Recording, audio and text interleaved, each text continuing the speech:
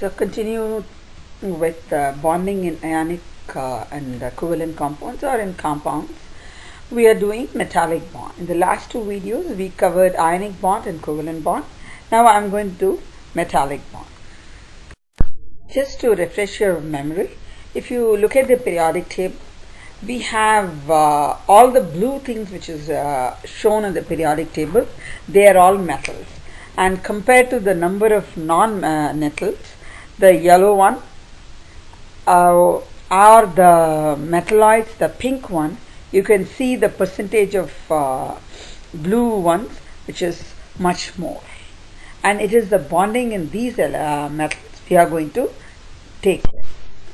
So what's the metallic bond? Metallic bond is the one which happens between metals. So what is a metal then? A metal is defined as a lattice of positive metal ions in the center with a sea of delocalized electrons surrounding it. So in case of a metallic bond, basically you see that it is the interaction between this delocalized electron and the central metal ion. And the delocalized electrons involved in metallic bonding, they are responsible for the physical properties of metals. So if you look at the figure given over there, I can say that the positive one are the fixed cation, the metal, and the negative one surrounding is the sea of electrons. So the interaction between the electrons and the central metal ion determines the property of a metal. Or in other words, a metal being hard or soft, everything depends on these delocalized electrons. And what are the properties of metals? Now you learned about the bonding. Because of the excess of electrons roaming around, metals can conduct heat and electricity, and they are conducting the electricity using these electrons. And there is a lot of attraction between the positive and the negative electrons.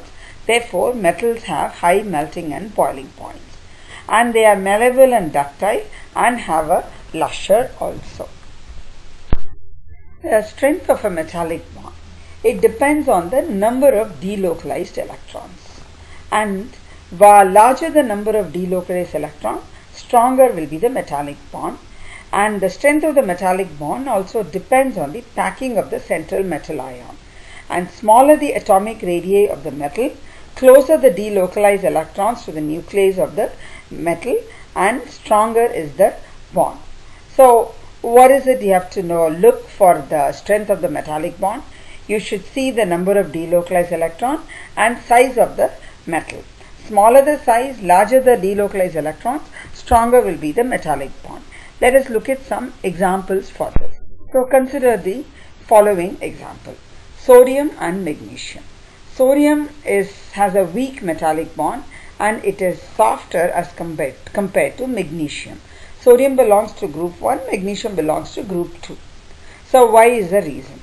In sodium belonging to group 1, therefore it has only one valence electron, and whereas magnesium belongs to 2 and it has got two valence electrons.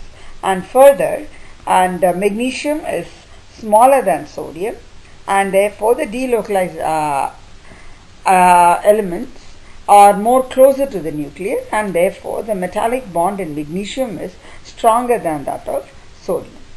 Then another example is transition metals. Transition metals with the d block elements, iron, copper, silver, gold, etc.